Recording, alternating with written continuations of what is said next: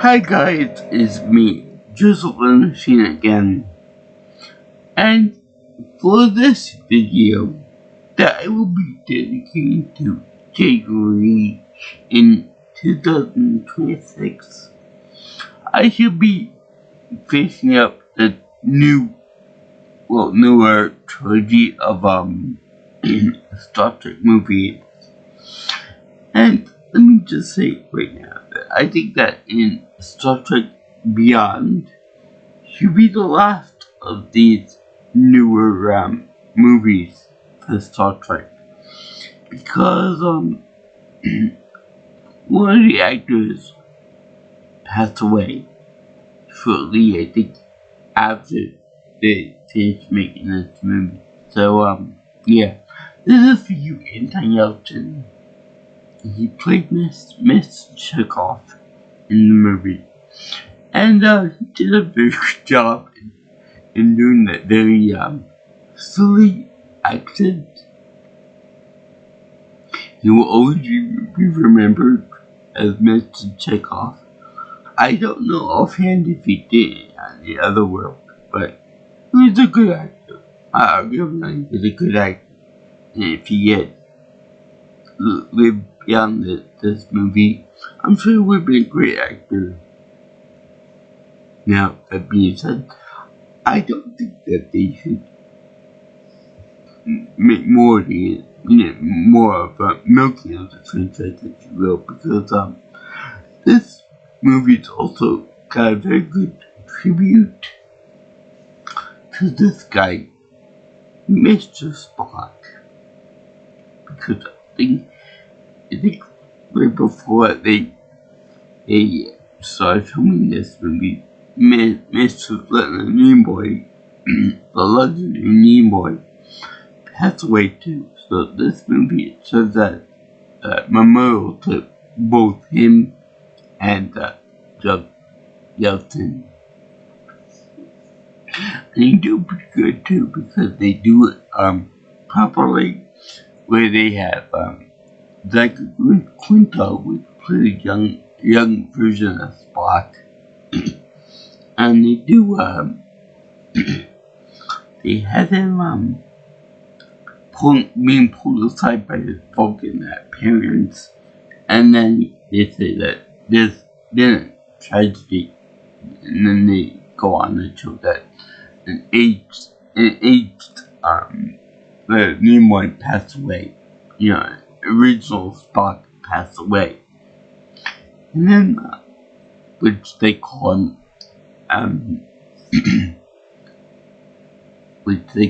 Ambassador Spock, which is real kind of sweet, coming from Into Darkness into this movie. So they also have a nice little tribute in which in the movie, before the credits roll, they show Zachary Quinto, that Spock, going through the old original Spock's stuff, and going through the mementos of the clothing and stuff, and showing the real weight of this massive character death in the movie, in real life, I should say. And they show a very touching picture of all the original crew, and I mean the original crew from the TV show and the movies, in the Rowan Starfleet Command, on the Enterprise. It's actually pretty touching. Even I got a little worked up over it, because I never actually saw the original run except for Netflix. So bravo, they did a good job with the tributes. And plus, they did a nice quotation by Ambassador Spock, which I don't know if they did on the actual show or the original run of the movies.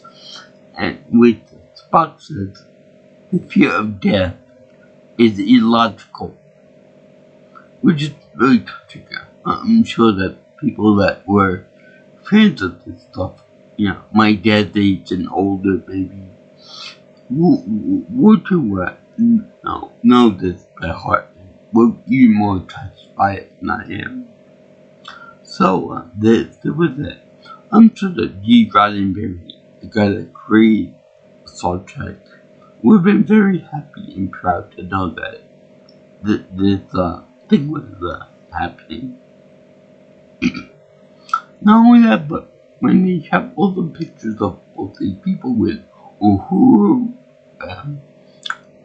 Mr. Zulu, Dr. Bones, Spock, and Captain James Kirk, it was actually really something special there. Although I doubt it if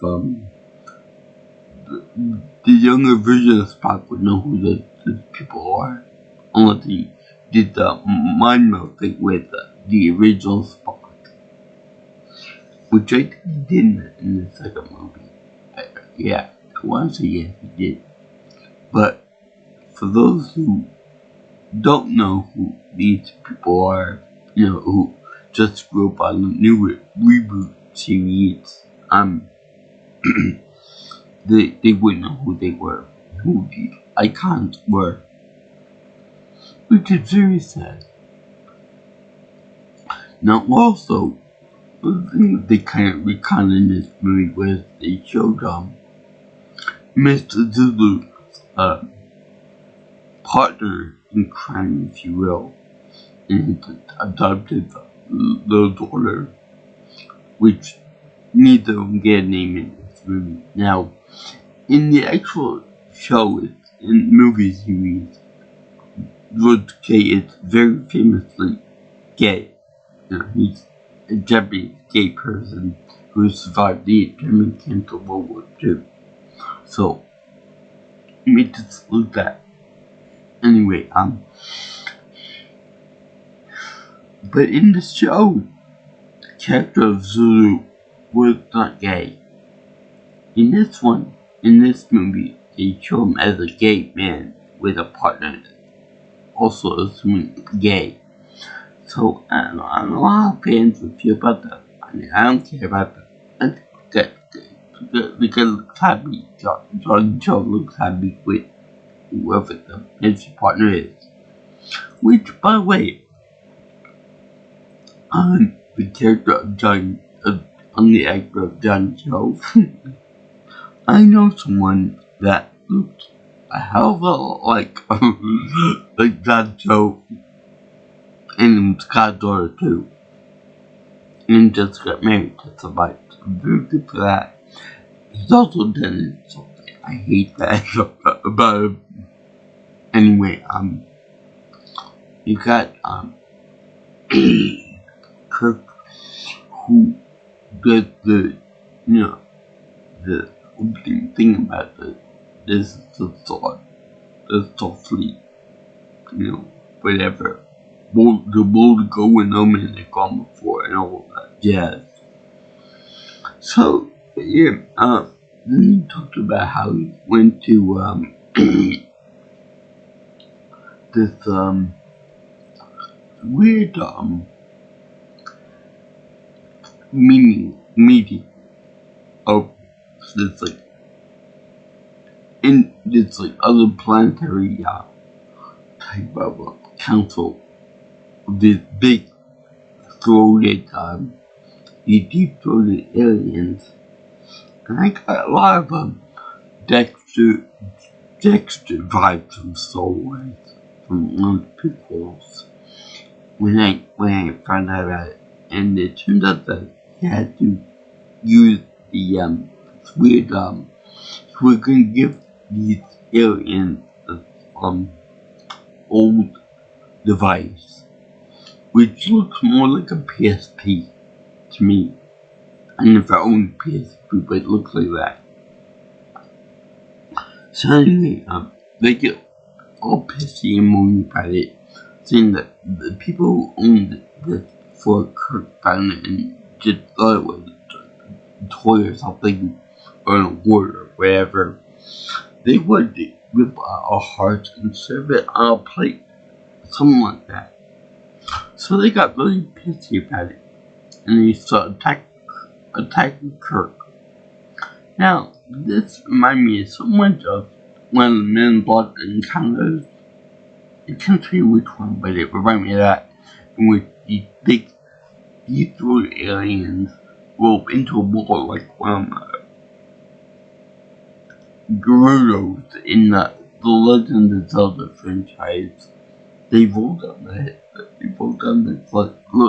escarpment and try to attack Chris Pine. And what's really funny is they're about the size of a small dog. They're about the size of a little beefy bulldog. And that's really hilarious to me. Seeing big stories like frogs aliens attacking this human-sized character over this little doohickey thing. So, in the process of being attacked, he asked, Scotty, played by, Simon Pegg, to beam him up. So he does.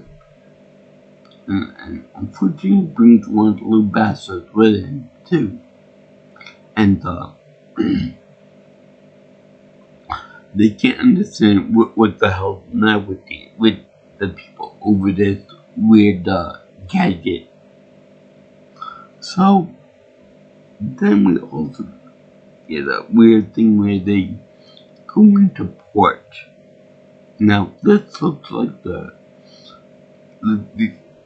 UN for space, and it reminds me of that space station that Brannigan destroyed in one of the Futurama episodes very hilariously. Although this came way after that episode, so I guess that with that. So I find this whole planetoid, this whole giant space station thing to be quite amazing. Because it's a very interesting take on the Larry Niven's rainbow, which is at the base of the halo. And it's actually pretty nice because, number one, the skull is so huge. Because you see Enterprise, their version of the Enterprise, going through this giant like a tube or vacuum tube or like a docking station, like in the first movie with Beecher and all that, and it dwarfs the Enterprise, the big familiar disk and engine area of the Enterprise that dwarfs it with massive and huge. But there were multiple rings on this one. Center point to be kind of like more like a Dyson sphere made up of different diameter rings. So that's really fascinating. And what was even more interesting was that they support life and building and all that stuff on both sides of the rings. So, unlike Halo and the Ringworld Ringworld, they had, I guess they had like, it's like an alien gravity or something where they could put buildings and civilizations and people on both sides of the rings. So it's like kind of fascinating, you know. Yeah. I can understand you having a civilization and whatnot on the inside of the rings, but the outside of the surface is a little bit much. Plus, they didn't rotate that with that. So there must have been kind of alien, foreign, exotic gravity force there, which is pretty cool. And then they had the reunification of Mr. Zulu and his partner, very loving, and they have this thing where Uhura and Spock had like where Spock gave her an amulet around it, and which will come in handy later on for tracking her around everything. And it was like a tearful goodbye to both of them. Now, Bones was like to be fighting this because he picked up and the Spock being that Vulcan was destroyed, he felt necessary to spread his Vulcan oaths around the cosmos. So Bones played with Paul Urban got it right, pretty much. And it was actually really funny. I think that Carl Urban did a good Bones, although I do miss the funkadelic white suit of one of the movies for Bones in the 70s at least. That would be funny. That would be amazingly funny. But He-Man couldn't get drunk on some older foreign exotic alcohol. It sounds really groovy right now. So anyway, they end up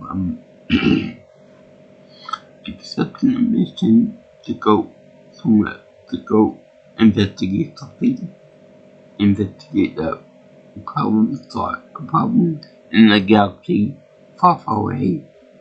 And turns out that the aliens are like remember Hive from Marvel series Agents of S.H.I.E.L.D., in which he controlled like a bunch of little virus type things, like particles. Imagine that, but in a giant ship form. And then when you got the aliens, a little bit of it to Elba or Crawl. Now, Crawl ends up he eventually is revealed to be like a fallen ship captain who turned evil, and he ends up fighting everybody to nail over this little gadget from before. It turns out that that's like another weapon, much like a ship's one, in which it produces like a large amount of nanites, and then they can destroy organ tissue. But it was deemed too powerful by their own race.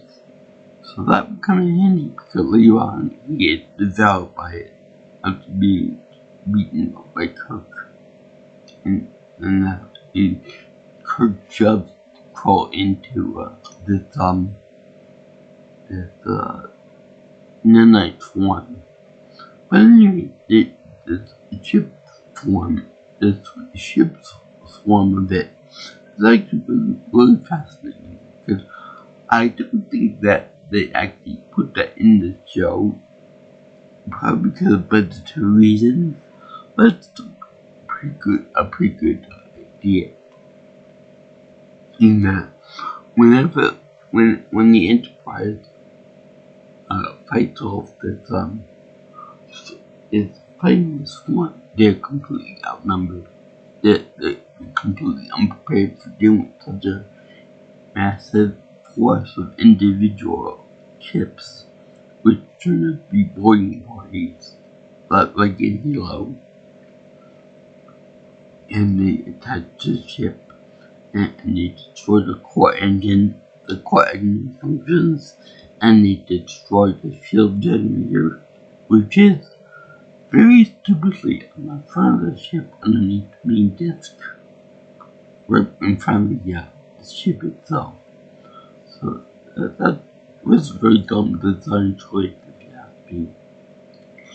And they also have they also destroy the stalks for the warp drive engines, which is a big bummer. But anyway, they end up using good tech to take down this newly refitted Enterprise ship. And it's very funny. Captain Kirk had this new ship retrofitted and all that, and he destroyed it in like less than an hour. I also like the fact that they put with it accelerate the chip out of the docking bay of the big space station, kind of like when they did the Omega Boost. Anyway, they show this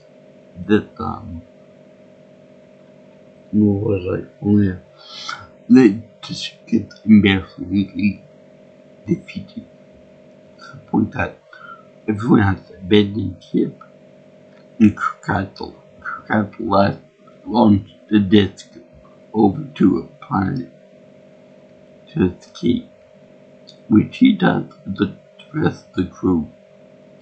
But then the crew ends up being separated, and why Uhura's necklace charm there comes in handy for tracking her down, even though it's radioactive, and Bones even took the spark. So you give your girlfriend a radioactive tracker to, yeah, I mean, be like that. That was fun. You know, you could comedy with the stoic, robotic, like logical creature of Vulcans. So anyway, they get introduced. They introduce now to the best character in this movie. Not Crow, not Spock, I mean Kirk.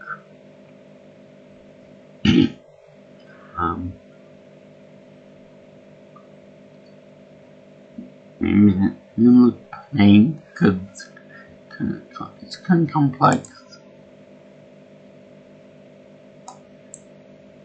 J-Law, not J-Lo, but J-Law, and she played by Sophia Boutella, the girl that plays the mummy in the new Mummy movie, the newest Mummy movie.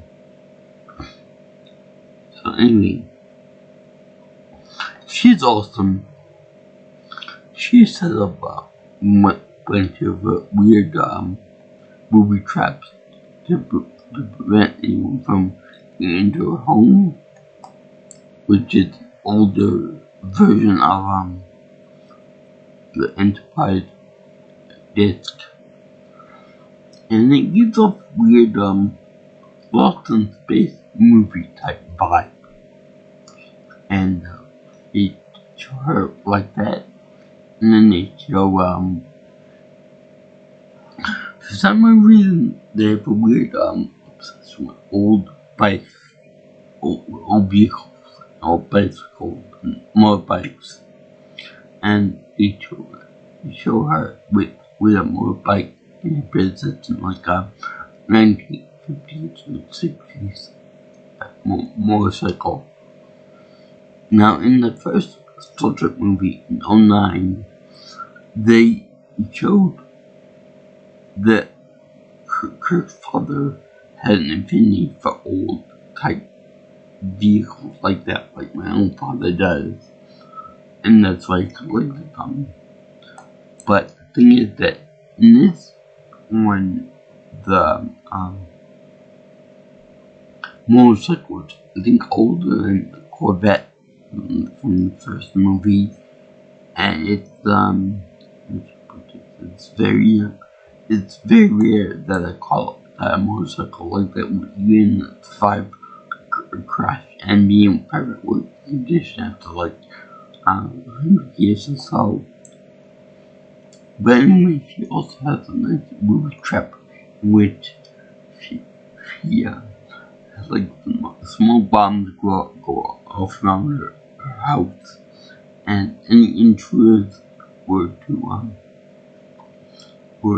set off the traps and they'd be enveloped in smoke, but then it would turn solid, so it would trap whoever was involved with it. And that's pretty cool. And Jayla is actually a very good fighter. She can pretty much put up all, well, pretty much. And she only loses them by a little bit, only to be teleported by Kirk back to the starship that they're on, the main the home thing, the old version of uh, Enterprise. And it's really cool because they do like a little thing in which it has to launch this new ship because the new Enterprise is destroyed, and they have to launch off of a mountain and go up to terminal velocity by just floating, like gravity take over. It will remind me of when we have old movies and old cartoons of someone with an airplane off by plane, and they would always say, jump off here. By the time you get to the ground, you'll live there. And that's what happened, right before they crash and burn. They end up picking up the news and made the loop does the flying. Kirk is still fighting with Crow and Killa on the ground level. So anyway, they beam him up, and there was a very interesting little relationship going on between Scotty and Jayla. Scotty and Jayla sit in his feet, AISSIND. First comes love, then comes marriage, then comes Scotty with Norman papers. So anyway, they chose that, and I'm really glad that they have her as being a tough warrior. And eventually, Crow ends up getting a little toy gadget there from a group of people, and I love the way they portrayed this woman's head as being like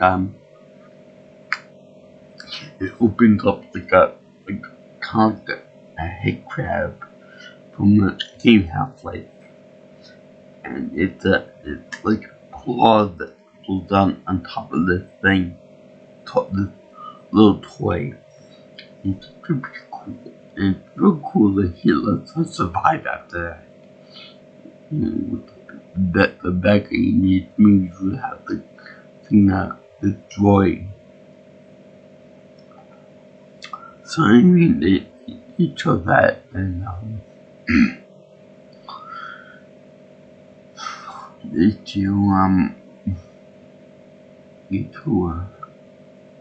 developing a Crow at Lincoln Tower, and they both the way Crow is going to use this bioweapon in this whole series of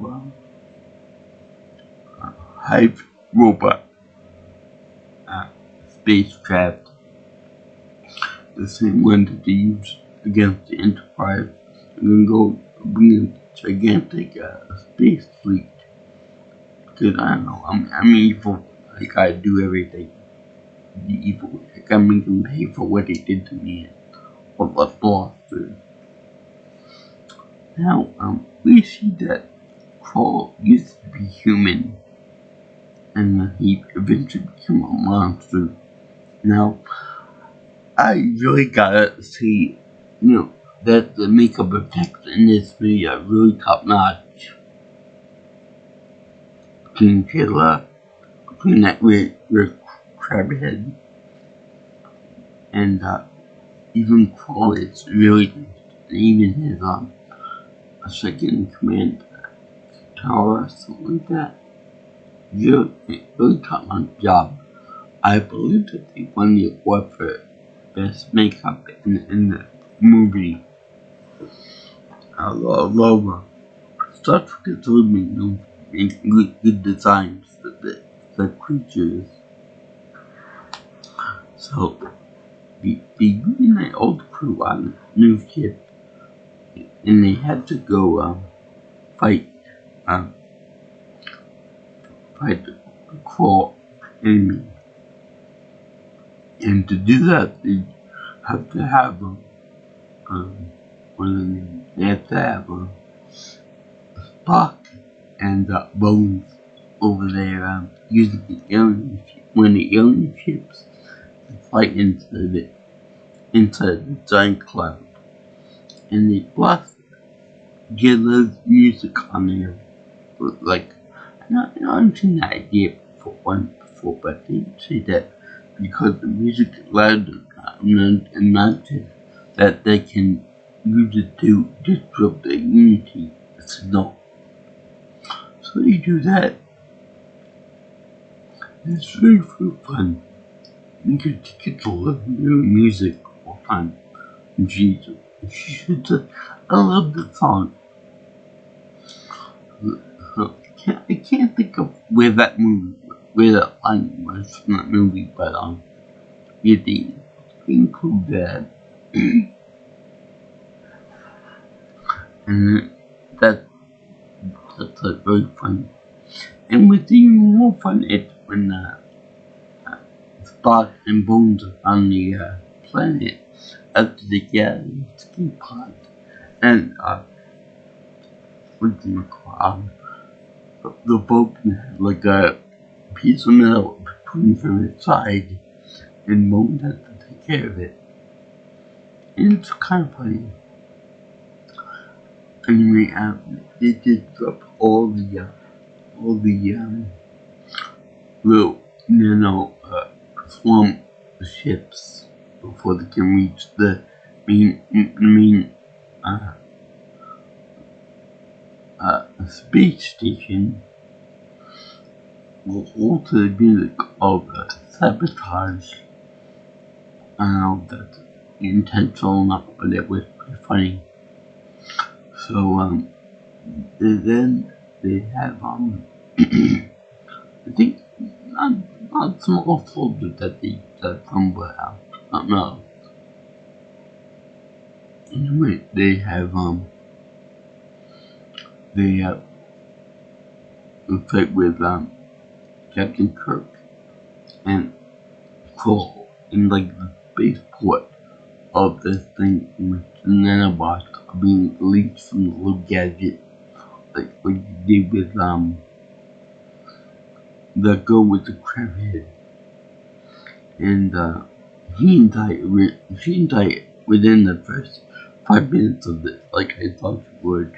But she did with the test out the ancient weapon. So it was great that they had her hammer. She consumed by the weapon after she tried to stab Kirk with a piece of glass. I thought that it would be something like that he was his reflection in the glass.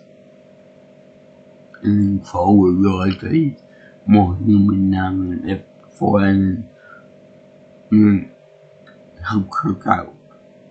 But apparently not. Apparently he ended up just being evil for evil's sake, being destroyed by his own powerful weapon, and then jettisoned out into space, where the nanobots wouldn't come back and haunt anybody forever and ever and ever. So it was like cool. I find it interesting that the nanobots in the little Beyblade in hell look an awful like a miniature version of what the ships were. Big hive mind. And it was like real cool to see that.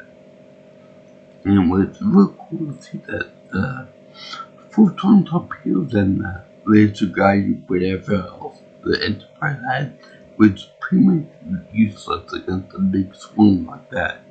Because they never were used to fighting a big swarm or anything. So in the movies. And that was actually pretty nice to see all that. And see both the Uhuru and Spock end up getting back together again. Jella will make little beam up Scotty several times, I'm sure. Even though she can handle more alcohol than most people can drink in a day.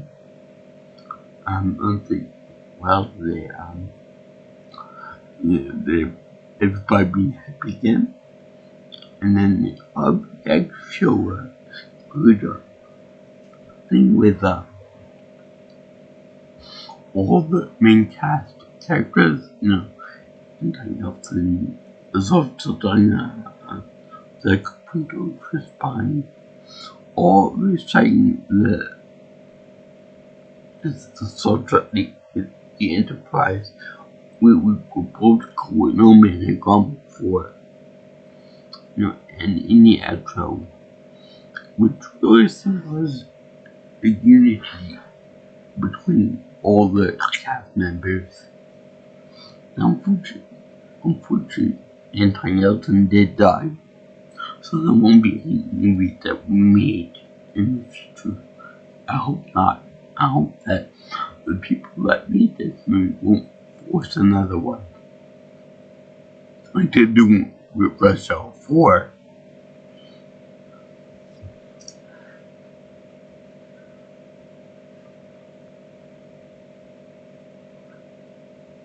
Yeah, speaking which, the people that made this movie are Skydance people. Skydance get projections. So those are the same people whose merger bribed Paramount and CBS to get rid of the Late Night Show with Stephen Colbert. So they're on my booby list right now. And they're probably not never gonna make it, so it goes away. Let's see, but I like this movie spectacular. I like them almost sophisticated Spock. They did it, but they didn't overdo it, in my opinion. I like the original cast members too. I like all these reboot characters too. Although I do feel like the people that were like the people who were in the next generation, like Jean-Luc Picard and all those people, were kind of left out in the dust by them. I'm sure that if they ever made a fourth movie in this reboot continuity, they would include some of those characters in somehow. Possibly with what's the name? The actor Patrick Stewart. Yeah, Patrick Stewart reprising the role of Picard. I mean, they did for Professor X. So why not? I mean, it looks the same. Anyway, I like this movie. I like it a lot. I'm glad that I saw it for this little tribute to Star Trek and Leonard Nimoy for January. I just feel bad that I didn't do Star Trek 4, but it's next year. I'll do two of those next year too. Isn't that right? Mythological. Anyway, I like the whole motorcycle thing with the multiple Kirks being decoys. And by the way, I don't he'll always pronounce it James T. James T. instead of Kirk. That's really something funny, actually. And I love her accent in this movie. I love Sophia's accent because in the Mummy movie, I think she only just screamed it for the most part. And by the way, she's Italian. There was little thing, little trinket there. There was the part about the tracking device. And I really like the fact that they gave Kirk and the others on the crew help. I like the way they include the weird species from the first part of the movie into the council or the senate of the species. So basically, the Enterprise crew found a new species, befriending them after a little bit of conflict, and then everyone's all happy and gay and all that funness again. So yeah, it was like pretty nice to see that all that happen like it should be. We find a new group of people and we exchange numbers, as it were. So anyway, I thank you for watching my little review of Star Trek Beyond. Way beyond. And I enjoyed talking about Star Trek Beyond. No, I just hope that Lennon passed away. He will forever be known as being the guy, as being Mr. Spock from the old 1960s TV show Star Trek. Among many of the roles, including the narrator for Seaman and the King of Atlantis. So, he will always be in my heart. He will be in the hearts of many people, especially for his life. Live long and prosper, and the needs of the many outweigh the needs of the few. Okay. Also, you will always be, and always will be, my friend. Well, you always have been, you always will be, friend. So yeah, that's that too. So yeah, as you can tell, I give this my very good, happy face seal because it's awesome. I just feel bad that Mr. Yeltsin, I believe he died in a car crash. I think he did.